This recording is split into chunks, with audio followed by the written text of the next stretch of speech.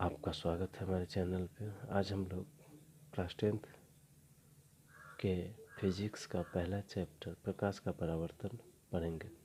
तो प्रकाश का परावर्तन समझने के लिए हमें सबसे पहले पढ़ना होगा कि प्रकाश क्या है। प्रकाश वह बाह्य भौतिक कारण है जिसके किसी वस्तु पर पड़ने पर हमें देखने की अनुभूति होती है, अर्थात दृष्टि की भौतिक अनुभूति को प्रकाश कहते हैं। अब प्रकाश के स्रोत क्या है? Sources of light. प्रकाश उत्पन्न करने वाली वस्तुओं को प्रकाश स्रोत कहा जाता है। सूर्य, तारे प्रकाश के प्राकृतिक स्रोत हैं। बिजली के बल्ब, ट्यूब, जलता कोयला, जलती लकड़ी, मोमबत्ती, लालटेन, टॉर्च इत्यादि मानव निर्मित प्रकाश स्रोत हैं। समझ में आया? प्रकाश के स्रोत दो प्रकार के होते हैं, प्राकृतिक और दूसरा मानव निर्मित। कृत्रिम भी से कहा सकता है, मानव निर्मित। तो अगर आपसे पूछा जाए कि प्रकाश के दो प्राकृतिक स्रोत के नाम बताएं, क्या बताएंगे? सूर्य और तारे। और मानव निर्मित प्रकाश स्रोत का नाम पूछा जाएगा तो बल्ब, ट्यूब, जलता कोयला, जलती लकड़ी, मोमबत्ती, लालटेन, टॉर्च, जलती अंगीठी, सब जो भी है। हम लोग पढ़ेंगे ल्यूमिनस एंड नॉन ल्यूमिनस, प्रदीप्त और अदीप्त। तो जो प्रकाश स्रोत स्वयं प्रकाश उत्सर्जित करती है प्रदीप्त वस्तुएं कहलाती है, अर्थात प्रकाश उत्पन्न करने वाली वस्तुओं को प्रदीप्त वस्तुएं कहते हैं, जैसे सूर्य, विद्युत बल्ब, मोमबत्ती, जलती अंगीठी इत्यादि। ये सब क्या हुआ? प्रदीप्त वस्तुएं कहलाती है, प्रदीप्त हैं। सूर्य, विद्युत बल्ब, मोमबत्ती, जलती अंगीठी ये सब प्रदीप्त हैं। और प्रकाश नहीं उत्सर्जित करने वाली वस्तुओं को अदीप्त वस्तु कहते हैं, जैसे मिट्टी, कलम, किताब इत्यादि, ये सब अदीप्त हैं। अब हम लोग पढ़ेंगे प्रकीर्णन, स्कैटरिंग। प्रकाश जब छोटे कणों, हवा के अणुओं, धूलकणों इत्यादि पर आपतित होती है तो इसका उसी रूप में परावर्तन नहीं होता है। ये कण प्रकाश को अवशोषित कर पुनः चारों तरफ बिखेर देते हैं। यह घटना प्रकीर्णन कहलाती है। कमरे में जहाँ सूर्य प्रकाश सीधे नहीं आ रहा है, वस्तुओं को हम प्रकाश के प्रकीर्णन के कारण ही देख पाते हैं। स्पष्ट है कि ये छोटे कण प्रकाश के स्रोत बन जाते हैं। ये समझ में आया? अगर आप कभी दिन के समय में जब किसी कमरे में जाते हैं तो आपको देखने में तो कोई प्रॉब्लम होती नहीं। तो यहाँ आप पूछेंगे कि प्रकाश पर किसी वस्तु पर प्रकाश पड़ती है, उसके बाद वो हमारे आँखों तक आती है, तब हम किसी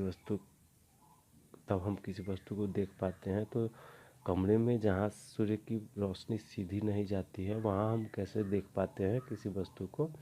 तो उसका कारण प्रकीर्णन है, स्कैटरिंग जो है।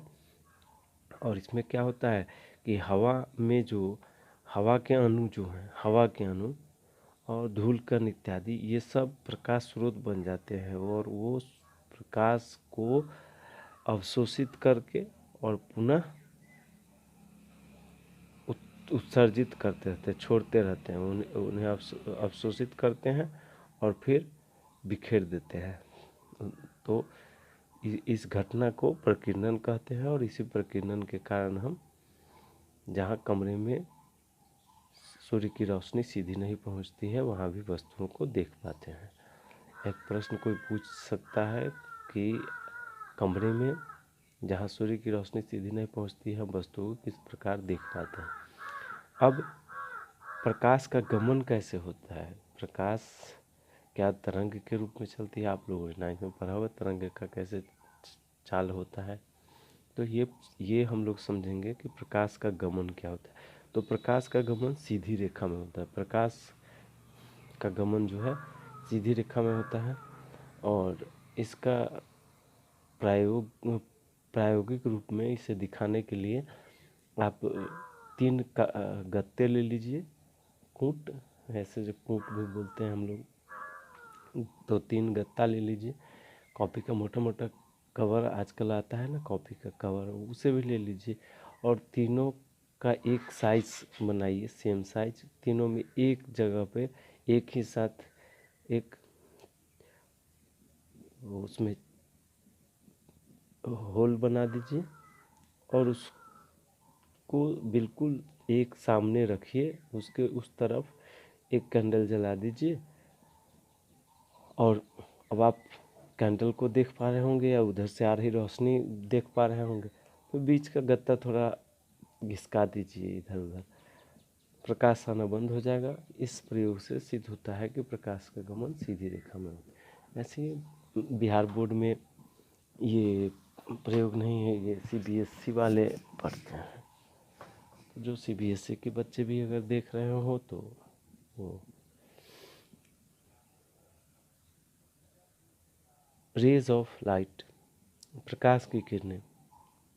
प्रकाश के गमन की दिशा को सीधी रेखा से दिखाया जाता है जिस पर तीर का निशान होता है। इसी दिशित रेखा डायरेक्टेड लाइन को प्रकाश की किरण कहा जाता है। देखो, प्रकाश की किरण को इस तरह से दर्शाया जाता है और ये तीर का जो चिन्ह है ना, जिस तरफ होगा, जैसे इस तरफ होगा तो प्रकाश का गमन इधर से इधर हो रहा है, इस तरफ ऐसे तीर का निशान है तो प्रकाश का गमन इस तरफ से इस तरफ हो रहा है। तो चित्र में सरल रेखा पर तीर का चिन्ह वह दिशा बताता है जिसमें प्रकाश चलता है। प्रकाश की किरणों के समूह को प्रकाश का किरण पुंज कहते हैं। अब समझ लो, प्रकाश की किरणों के समूह को किरण पुंज कहते हैं। बहुत सा प्रकाश की किरण जब एक जगह दिखाया जाएगा इसे, तो इसे बीम बोलेंगे, किरण का समूह। ये किरण और ये बीम, किरण पुंज। तो किरण पुंज जो है वह कितने प्रकार का होता है? तो किरण पुंज 3 प्रकार के होते हैं। पहला, अपसारी किरण पुंज, डाइवर्जिंग बीम। इस किरण पुंज में किरणें एक दूसरे से दूर जाती हुई प्रतीत होती है, अर्थात किरणों के बीच की दूरी बढ़ती चली जाती है। देख लो, ये डाइवर्जिंग बीम का उदाहरण है। इसमें किरणें एक दूसरे से दूर जाती हुई प्रतीत होती है। दूसरा होता है समानांतर किरण पुंज, पैरेलल बीम। इसमें किरणें समानांतर रहती हैं, अर्थात किरणों के बीच की दूरी सभी जगह समान रहती है। जब किरणें एक दूसरे के समानांतर चलती हैं तो इन्हें समानांतर किरण पुंज कहते हैं। समानांतर किरण पुंज इस तरह से होती हैं जिनकी एक दूसरे की दूरी हर जगह समान होती है। तीसरा होता है अभिसारी किरण पुंज, कन्वर्जिंग बीम। इसमें किरणें एक दूसरे से सटती हुई दिखती हैं, अर्थात किरणों के बीच की दूरी घटती जाती है। अर्थात जब किरणें सभी दिशाओं से चलकर एक बिंदु पर अभिसारित होती हैं तो इसे अभिसारी किरण पुंज कहते हैं। ये अभिसारी किरण पुंज में किरणें क्या हो रही हैं? एक दूसरे से सटती हुई प्रतीत हो रही हैं। अब पारदर्शी, पारभासी और अपारदर्शी माध्यम, ये क्या है इसे समझते हैं हम लोग। प्रकाश के गमन के लिए माध्यम जरूरी नहीं है, अर्थात प्रकाश निर्वात में भी चलता है। प्रकाश का क्या होता है कि निर्वात में भी चल सकता है, जहाँ न वायुमंडल हो न कोई धरती आकाश, कुछ नहीं, बस वैक्यूम। तो अंतरिक्ष में निर्वात ही होता है, वो तो अंतरिक्ष में प्रकाश चलता है, सभी जानते होगा। प्रकाश कुछ माध्यमों में भी चलता है। प्रकाश निर्वात में तो चल ही सकता है, साथ ही साथ कुछ माध्यमों में भी चलता है, जैसे पानी, हवा, ग्लास इत्यादि। इन माध्यमों को पारदर्शी या पारदर्शक माध्यम कहा जाता है। पारदर्शक माध्यम में प्रकाश बिना तीव्रता हानि के दूर तक जाता है। मतलब पारदर्शक माध्यम में प्रकाश की गति बहुत जल्दी कम नहीं होती, उसमें प्रकाश की गति में कमी नहीं होता, वो पारदर्शक माध्यम होता है। अतः पारदर्शक माध्यम वह है जिसमें प्रकाश बिना तीव्रता हानि के आगे बढ़ता जाता है। मतलब पारदर्शक माध्यम में प्रकाश की गति पर कोई असर नहीं पड़ता, वह बिना अपना गति में परिवर्तन किए आगे बढ़ता चला जाता है।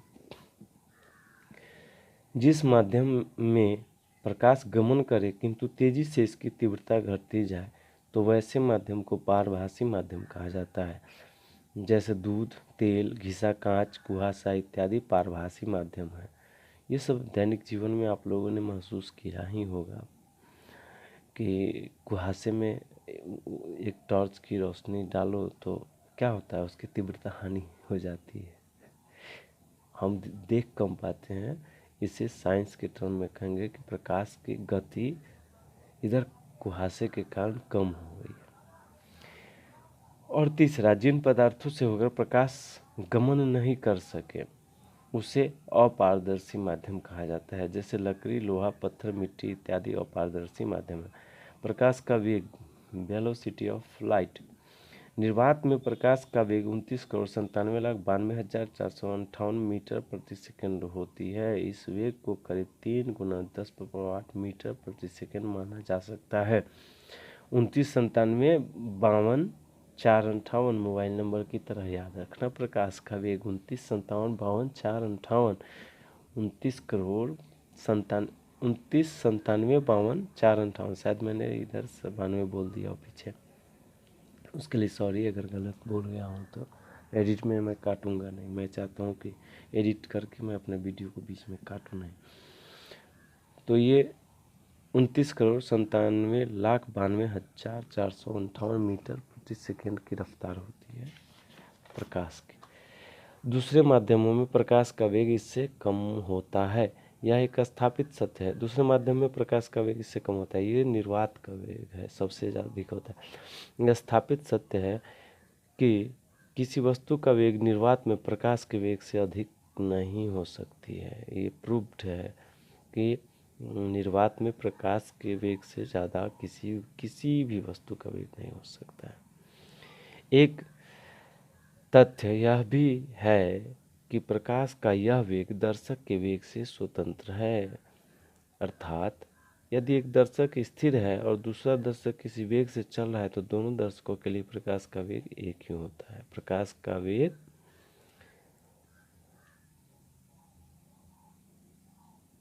दर्शक के वेग से स्वतंत्र है।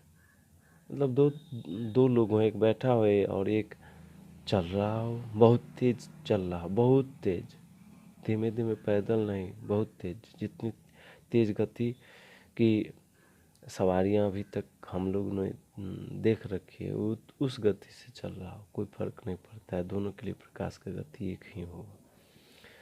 तो आज के क्लास में इतना ही, मिलते हैं नेक्स्ट वीडियो में, तब तक के लिए धन्यवाद।